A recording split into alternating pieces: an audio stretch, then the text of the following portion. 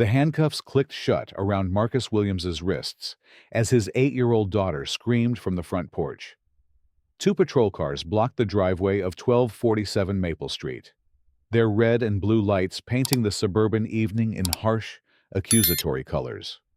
The grocery bags lay scattered across the concrete, milk seeping from a broken carton into the cracks of the driveway they had been paying a mortgage on for 7 years. "Daddy." Zoe's voice cracked as she pressed herself against the front door, her small fists pounding on the wood. "Daddy, what's happening?" Officer Reynolds tightened his grip on Marcus's arm. "Sir, we need you to remain calm. We're investigating a report of trespassing." Marcus's voice was steady despite the rage building in his chest. "Trespassing. This is my house. I live here." From the kitchen window, Angela Williams watched her husband being detained while she held their infant son against her chest. The baby's cries mixed with Zoe's sobs, creating a symphony of family terror that would haunt the neighborhood for weeks to come. She had been preparing dinner when the doorbell rang, followed immediately by pounding that shook the entire house. "Ma'am, please step outside," Officer Martinez called through the screen door. "We need to verify your identity." Angela's hands shook as she reached for the door handle. 7 years of Sunday barbecues, block parties, and Halloween trick-or-treating had not prepared her for this moment. 7 years of being the only black family on Maple Street, and somehow they had become strangers in their own home. The Williams family had moved to Willowbrook Gardens in 2016, drawn by the excellent schools and quiet streets. Marcus worked as a software engineer at the local tech company, while Angela taught 3rd grade at the elementary school where Zoe would soon be enrolled. They had saved for 3 years to afford the down payment on their dream home, complete with a 2-car garage and a backyard perfect for their growing family. That first summer, they had planted roses along the front walkway and installed a swing set in the backyard. The neighbors had been polite, if distant. The Hendersons next door occasionally waved from their driveway, and the elderly Mr. Chen across the street always smiled when he saw the children playing. But it was Karen Mitchell, 3 houses down, who had made them feel unwelcome from the very beginning. Karen had appeared at their door the second week after they moved in, carrying a clipboard and wearing a forced smile. She was the self-appointed neighborhood watch coordinator, she explained, and she needed to collect information about all new residents. The questions had seemed innocent enough at first. How many people lived in the house? What were their work schedules? Did they have any visitors regularly? But then the tone shifted. "We've worked very hard to maintain the character of this neighborhood," Karen had said, her blue eyes scanning the interior of their home over Angela's shoulder. "I'm sure you understand the importance of fitting in." Angela had felt a chill that had nothing to do with the air conditioning. "Of course," she had replied, beginning to close the door. "We're looking forward to being part of the community." Karen's smile had faltered slightly. "I'm sure you are. Just remember, we have very specific community standards here. HOA rules are strictly enforced." Over the following months, those standards became increasingly apparent. The HOA violations began small. A letter about their mailbox being the wrong shade of black. A complaint about Marcus's car being parked too close to the sidewalk. A warning about Zoe's bike being left on the front lawn for more than 4 hours. Each violation came with Karen's signature at the bottom, her role as HOA compliance officer giving her complaints official weight. The other neighbors received similar notices, but not with the same frequency, not with the same scrutiny, not with the same barely concealed hostility. The breaking point had come 6 months earlier, during Zoe's 7th birthday party. Angela had invited the entire neighborhood, hoping to build bridges and create connections for their daughter. A handful of families had shown up, their children playing in the backyard while the adults made polite conversation over grilled burgers and homemade cake. Karen had arrived unannounced halfway through the party, her clipboard in hand and her mouth set in a thin line. She had walked directly to Marcus, who was manning the grill, and began speaking in a voice loud enough for everyone to hear. "I've received multiple complaints about the noise level," she had said, though the party was barely audible beyond their property line. "And I notice you didn't get proper approval for this gathering." Marcus had set down his spatula and turned to face her. "Karen, it's a child's birthday party. We're well within our rights to have guests." "Not without proper notification to the HOA," she had countered. "And certainly not with this level of disruption to the neighborhood." The other parents had fallen silent, their children still playing, but the adults now watching the confrontation with uncomfortable fascination. Angela had felt her cheeks burn with embarrassment and anger. "What disruption?" she had asked, stepping beside her husband. "We're being respectful of noise levels, and we're on our own property." Karen's gaze had swept over the gathering with obvious disdain. "I think you know exactly what I mean. This neighborhood has maintained its character for 40 years. We don't need outsiders coming in and changing our way of life." The word outsiders had hung in the air like a slap. Mr. Chen, who had been quietly eating a piece of cake, had set down his plate and walked over to the group. "Karen," he had said, his voice gentle but firm, "the Williams family has every right to celebrate their daughter's birthday. They've been nothing but good neighbors." Karen's face had flushed red. "Harry, you don't understand the full situation. There have been concerns raised about property values, about the changing demographics of the neighborhood." "Changing demographics," Marcus had repeated, his voice dangerously quiet. "You mean black people moving into your white neighborhood?" The accusation had hung in the air like smoke. Karen had spluttered, denying the implication while simultaneously confirming it with her defensive posture and wild gestures. "I never said anything about race," she had protested. "This is about community standards and property values." But the damage was done. The other guests had begun making excuses to leave, gathering their children and offering polite but hurried goodbyes. Zoe's party had ended not with laughter and games, but with tears and the bitter taste of discrimination. That night, after tucking Zoe into bed and fielding her questions about why Mrs.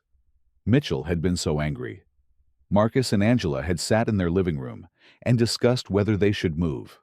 The house they had worked so hard to buy, the neighborhood they had hoped to call home, suddenly felt hostile and unwelcoming. "We can't let her drive us away," Angela had said, though her voice lacked conviction.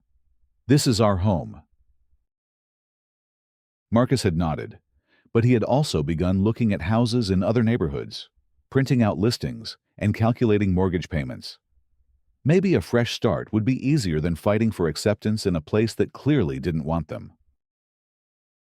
But they had stayed. They had stayed because moving would mean admitting defeat. They had stayed because Zoe loved her school and her friends. They had stayed because this was their home, regardless of what Karen Mitchell thought about it. Now, 6 months later, Marcus found himself handcuffed in his own driveway, while his family watched in terror from their front porch. The call had come in at 6:47 p.m., just as they were unloading groceries from their weekly shopping trip to Costco. A concerned neighbor had reported suspicious activity, multiple individuals appearing to break into a residence on Maple Street. Officer Reynolds had arrived within minutes, his partner close behind. They had found Marcus carrying grocery bags from his SUV to the front door, keys in hand, and his family visible through the kitchen window. To any reasonable observer, it was clearly a family returning home from errands. But Karen Mitchell had painted a different picture. Standing in her driveway 3 houses down, she had flagged down the officers and provided additional details. These weren't residents. She had insisted. She had never seen them before. They were clearly casing the house, probably planning to rob it while the owners were away. "I've lived here for 15 years," she had told Officer Martinez, her voice trembling with manufactured concern. "I know everyone on this street. Those people don't belong here." The officers had approached with caution, hands resting on their service weapons. Marcus had immediately recognized the danger of the situation. A black man, in a predominantly white neighborhood, being approached by police officers who had been told he was a potential criminal. He had set down the grocery bags and raised his hands slowly, his voice calm and clear. "Officers, I live here. This is my house. My family is inside." But protocol demanded verification, ID checks, proof of residence, confirmation from neighbors who could vouch for his identity. And while they waited for those confirmations, Marcus Williams stood handcuffed in his own driveway, a criminal in the eyes of the law until proven otherwise. From her bedroom window across the street, 72-year-old Margaret Chen watched the scene unfold with growing alarm. She had been folding laundry when she heard the sirens, and now she watched as her neighbors were treated like criminals in their own home. Without hesitation, she reached for her phone and began recording. Margaret had lived in Willowbrook Gardens for 35 years, arriving as a young bride with her husband Harry. She had watched the neighborhood change and evolve, welcoming new families and saying goodbye to old friends. She had seen the Williams family move in, had watched little Zoe grow from a toddler to a bright 7-year-old, had shared cookies and conversation with Angela over the fence that separated their gardens. She had also watched Karen Mitchell's campaign of harassment with growing disgust. The petty complaints, the manufactured crises, the thinly veiled racism that poisoned every interaction. Margaret had tried to intervene when she could, offering support to the Williams family and pushing back against Karen's more egregious behaviors. But this was different. This was dangerous. This was a black man in handcuffs, being treated as a criminal by police officers who should have been protecting him. Margaret's hands shook as she held up her phone, documenting what she hoped would be evidence of injustice rather than tragedy. This is Margaret Chen, and it's Monday, October 15th, at approximately 7:00 p.m. She spoke into her phone's microphone. "I'm recording from my home at 1246 Maple Street, and I'm watching my neighbors, the Williams family, being detained by police in their own driveway." The video quality was shaky, but the audio was clear. Margaret's voice provided context as she filmed, identifying the family members and explaining their 7-year residency in the neighborhood. She captured Marcus's calm cooperation, Angela's frightened emergence from the house with their baby, and Zoe's heartbreaking sobs from the front porch. Most importantly, she captured Karen Mitchell's performance. The woman who had called 911 stood in her driveway, still in her bathrobe and slippers, gesturing dramatically as she spoke to Officer Martinez. Her voice carried clearly across the quiet street. "I'm telling you, I've never seen these people before in my life," Karen insisted, her voice rising with each word. "They were acting suspicious, looking around like they were checking to see if anyone was watching. That's exactly what burglars do." Margaret's phone captured every word, every gesture, every moment of the woman's fabricated concern. But more importantly, it captured the moment when Karen's story began to unravel. Mr. Henderson, the Williams' next-door neighbor, had been drawn outside by the commotion. He approached the officers with a confused expression, his dinner napkin still tucked into his collar. "Officers, what's going on?" he asked, looking at Marcus with genuine concern. "Is Marcus okay, Angela? What happened?" Officer Reynolds looked up from his notebook. "Sir, do you know these individuals?" "Know them." Henderson laughed, though there was no humor in the sound. "They're my neighbors. They've lived here for years. Marcus, what's this about?" The officer's expression began to change as the reality of the situation became clear. "Sir, we received a report of suspicious activity, breaking and entering." Henderson's face darkened as he looked toward Karen's house. "Breaking and entering into their own home, officers. I think someone's been playing games with you." More neighbors began to emerge from their houses, drawn by the lights and sirens. One by one, they confirmed what Henderson had said. The Williams family had lived here for 7 years. Marcus worked at Tech Vision. Angela taught at Lincoln Elementary. Zoe was in 2nd grade. Their baby boy was 10 months old. These were not strangers. These were not criminals. These were their neighbors, being treated like criminals based on a false report. Officer Martinez approached Karen, his expression stern. "Ma'am, multiple neighbors have confirmed that this family lives here. Can you explain why you told us you'd never seen them before?" Karen's composure began to crack. I was concerned about the neighborhood. There's been a lot of crime lately, and I thought—" "Ma'am, what crime?" the officer pressed. "What specific criminal activity have you observed in this neighborhood?" Karen's mouth opened and closed like a fish out of water. The truth was, there had been no crime, no break-ins, no vandalism, no suspicious activity beyond the presence of a black family in what she considered her white neighborhood. "I think I made a mistake," she finally admitted, her voice barely above a whisper. But the damage was done. Marcus Williams had been handcuffed and detained based on a false report. His family had been traumatized. His children had watched their father treated as a criminal. And the entire neighborhood had witnessed the ugly truth of Karen Mitchell's harassment campaign. Officer Reynolds removed the handcuffs from Marcus's wrists with an apologetic expression. "Sir, I'm sorry about the confusion. We were responding to a report, and we have to follow protocol."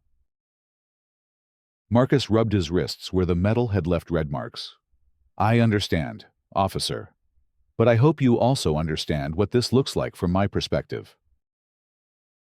Angela had emerged from the house with their baby, Zoe, clinging to her leg. The family stood together on their front porch, surrounded by concerned neighbors, but feeling more isolated than ever. "We need to file a report about this," Officer Martinez said, his voice official but sympathetic. "False reports to 911 are a serious matter." Karen Mitchell had retreated to her house, leaving the officers to deal with the aftermath of her accusations. But Margaret Chen had captured it all on video, and she had already begun uploading the footage to social media. The video appeared first on Margaret's Facebook page, shared with her network of friends and family. The caption was simple, but powerful. "This is what racism looks like in 2023.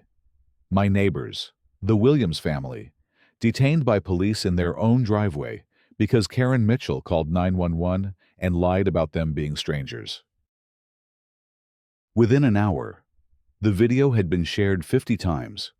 Within 3 hours, it had been shared 500 times. By midnight, it had been shared over 10,000 times, spreading across Facebook, Twitter, Instagram, and TikTok like wildfire. The comments poured in from across the country, expressing outrage and support for the Williams family. Justice for the Williams family began trending on Twitter.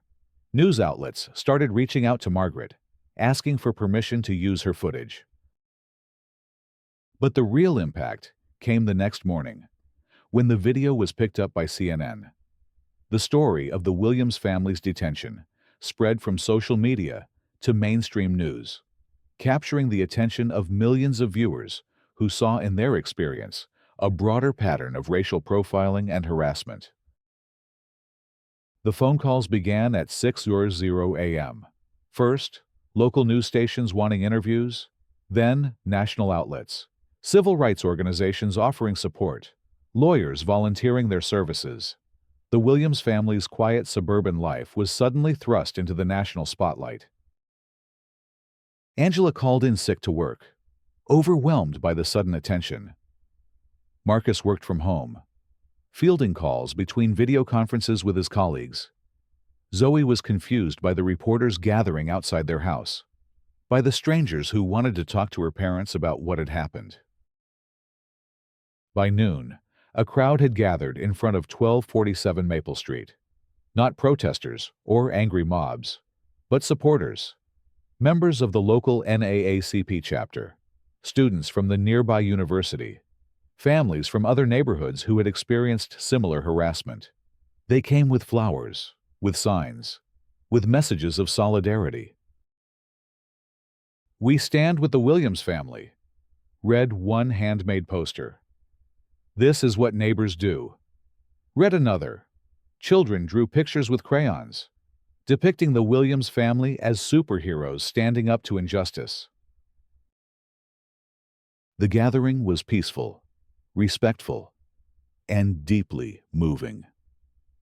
Margaret Chen watched from her window as her elderly neighbors stood beside college students, as white families held hands with black families, as the community came together in a way she had never seen before.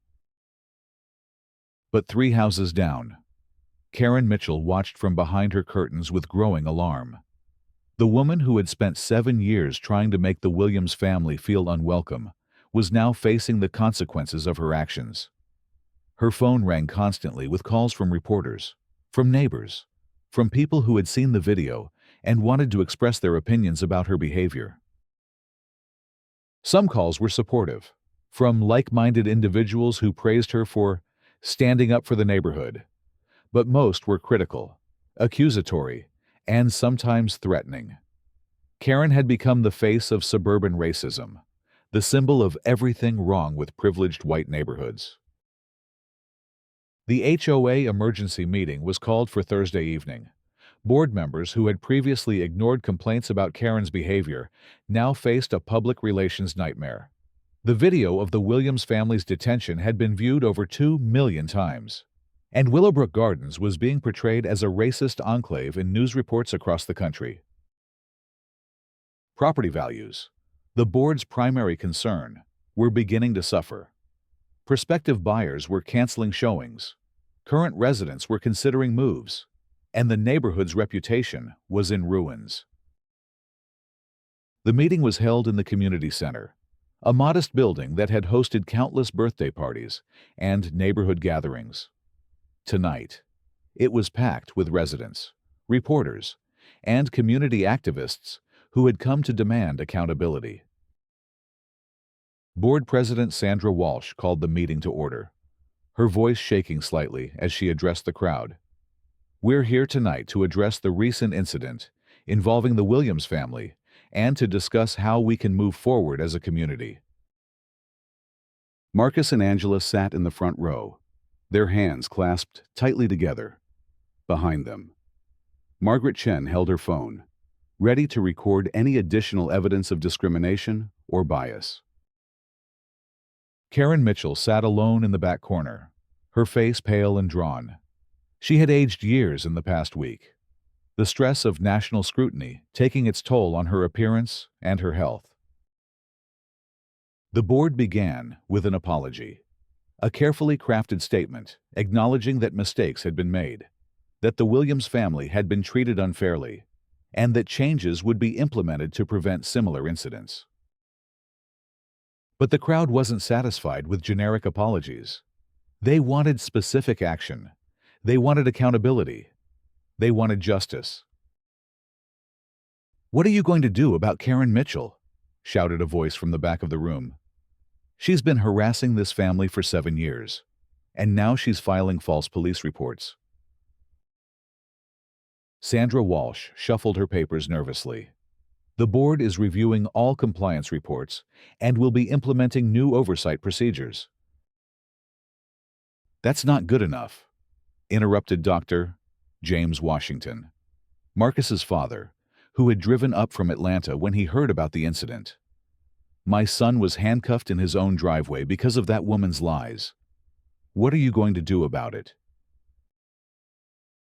The room erupted in applause and calls for action.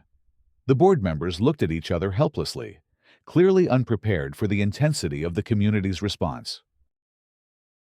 Finally, Marcus stood up.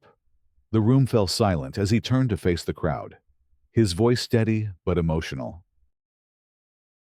7 years ago, my wife and I bought our dream home in this neighborhood. We wanted to raise our children somewhere safe, somewhere they could make friends and build memories. We wanted to be part of a community. He paused, looking around the room at the faces of his neighbors. Some he recognized. Others were strangers who had come to support his family. For 7 years, we've tried to fit in. We've followed every rule, paid every fee, participated in every community event. We've been good neighbors, good citizens, good people.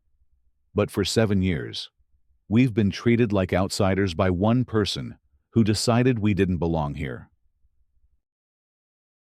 His voice grew stronger as he continued. Last Monday, that harassment escalated into something dangerous. My children watched their father get handcuffed because a neighbor lied to police about us being criminals. That's not just harassment. That's not just discrimination. That's a hate crime. The crowd murmured in agreement. Karen Mitchell shifted uncomfortably in her seat, her face flushed with shame and anger. We don't want apologies, Marcus continued. We want action. We want accountability. We want to make sure this never happens to another family in this neighborhood or anywhere else. Angela stood beside her husband, her voice clear and strong. We're not asking for special treatment. We're asking for the same respect and dignity that every family deserves.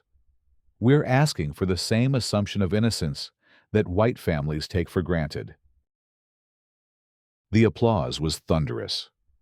Margaret Chen wiped tears from her eyes as she watched her neighbors stand up for themselves and their family. This was the community she had always hoped for, the neighborhood she had always believed they could become. The board voted unanimously to remove Karen Mitchell from her position as compliance officer. They voted to implement anti-discrimination training for all HOA board members and volunteers. They voted to create a formal complaint process for residents who felt they were being unfairly targeted. But the real victory came the next day, when the district attorney's office announced that Karen Mitchell would be charged with filing a false police report and harassment. The charges carried potential jail time and substantial fines, sending a clear message that such behavior would not be tolerated. The story continued to spread, inspiring similar families across the country to speak up about their own experiences with discrimination and harassment.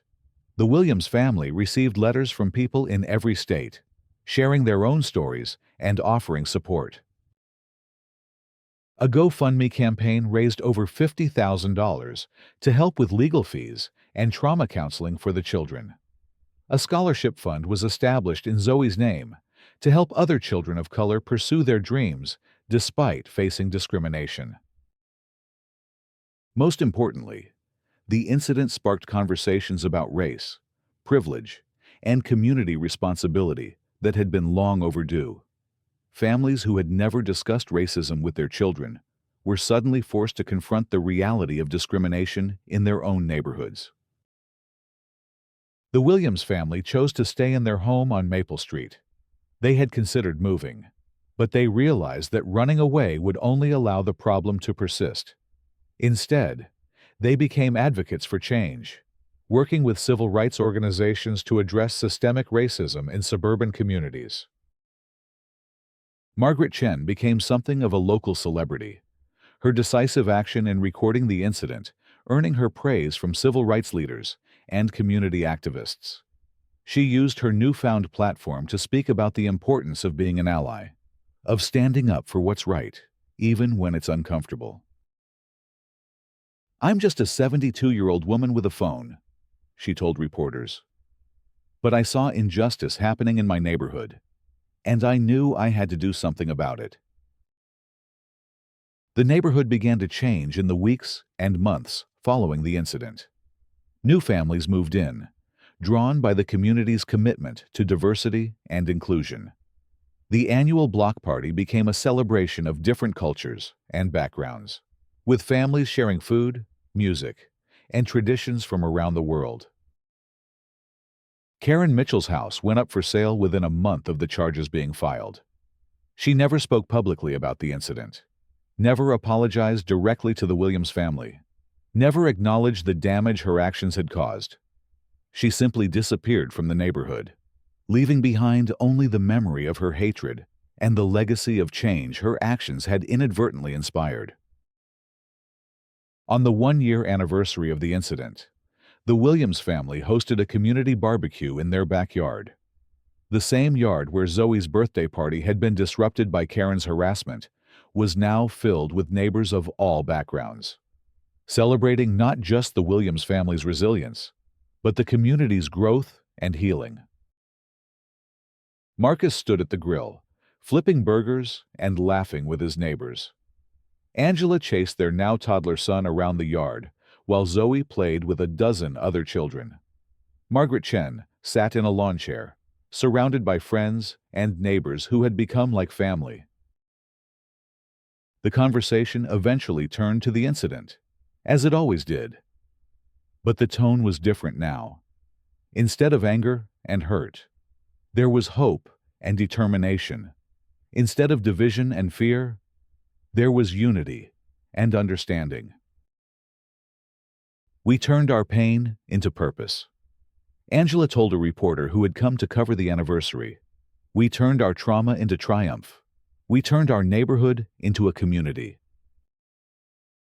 The Williams family's story became more than just a viral video or a news story. It became a symbol of resilience, of the power of community, of the importance of standing up for what's right. It became proof that even in the darkest moments, when hatred and prejudice seem to prevail, love and justice can still triumph. As the sun set over Maple Street, the sounds of laughter and conversation filled the air.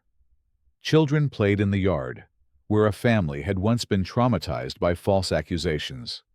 Neighbors who had once been strangers now shared stories and dreams.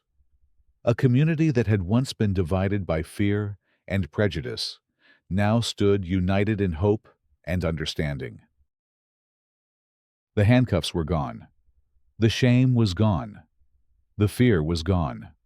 What remained was a family, a community, and a promise that such injustice would never happen again. What remained was the knowledge that when good people stand up for what's right, change is not only possible, but inevitable. The Williams family had not just survived their ordeal. They had transformed it into something beautiful, something powerful, something that would inspire others for generations to come.